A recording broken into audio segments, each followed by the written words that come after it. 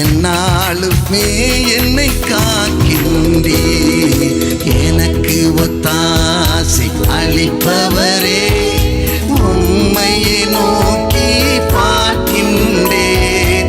வானம் பூமியை படைத்தவரே, உம்மையை நோக்கி பார்க்கின்றேன். எனக்கு ஒத்தாசை அளிப்பவரே. 42ஆம் சங்கீதத்திலே 8ஆம் வசனம். ஆகிலும் கர்த்தர் பகற்காலத்திலே தமது கிருபையை கட்டளையிடுகிறார், காலத்திலே அவரை பாட்டு என் வாயில் இருக்கிறது. என் ஜீவனுடைய தேவனை நோக்கி விண்ணப்பம் செய்கிறேன். இன்றைய மன்னாவினுடைய தலைப்பு, தேவன் தம் பிள்ளைகளுக்கு கிருபையை கட்டளையிடுகிறார். தம்முடைய பிள்ளைகளுக்கு, தம்மால் தெரிந்து கொள்ளப்பட்ட தம்முடைய பிள்ளைகளுக்கு தேவன் தம்முடைய கிருபையை கட்டளையிடுகிறார். எப்படியும் தம்முடைய கிருபையை பிள்ளைகள் பெற்றுக்கொள்ள வேண்டும் என்கிறதே சிந்தையாயிருக்கிறார்.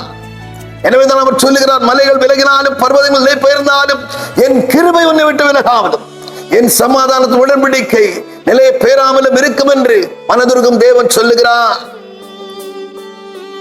அருமையான பவுல் அப்போஸ்தலன் சில பிரச்சனைகள் நிமித்தமாக, சில பலவீனம் அல்லது வியாதி நிமித்தமாக, இந்த வியாதி தன்னை விட்டு நீங்கும்படி, இந்த பலவீனம் தன்னை விட்டு நீங்கி போகும்படியாக ஆண்டவரிடத்திலே 3 முறை வேண்டிக் கொள்ளுகிறார். அதற்கு ஆண்டவர் சொன்னார், என் கிருபை உனக்கு போதும். 2 கொரிந்தியர் 12ஆம் அதிகாரத்திலே 9ஆம் வசனம், என் கிருபை உனக்கு போதும் மகனே, உன் பலவீனத்திலே என் பலன் பூரணமாய் விளங்கும் என்று ஆண்டவர் சொல்லுகிறார். என் கிருபை நான் உனக்கு கட்டளையிடுகிறேன். என் கிருபை உன்னை தாங்கும். என் கிருபை உன்னை நோய்க்கு தப்புவிக்கும்.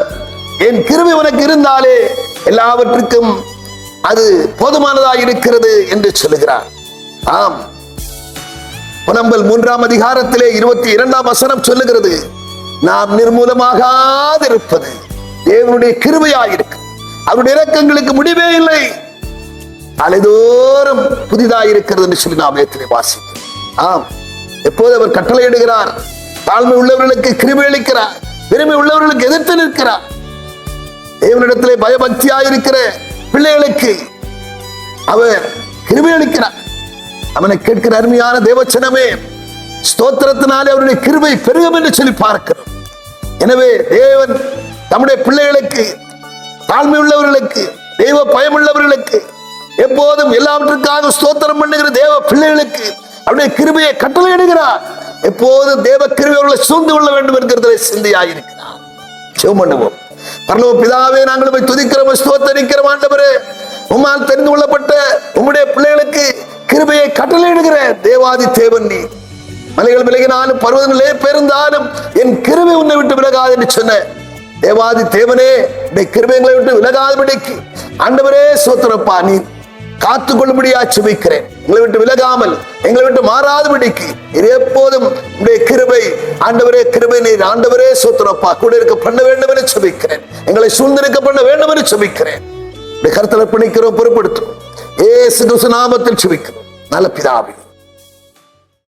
என்னாலுமே என்னை காக்கின்றே, எனக்கு ஒத்தாசை அளிப்பவரே, உம்மையை நோக்கி பார்க்கின்றேன்.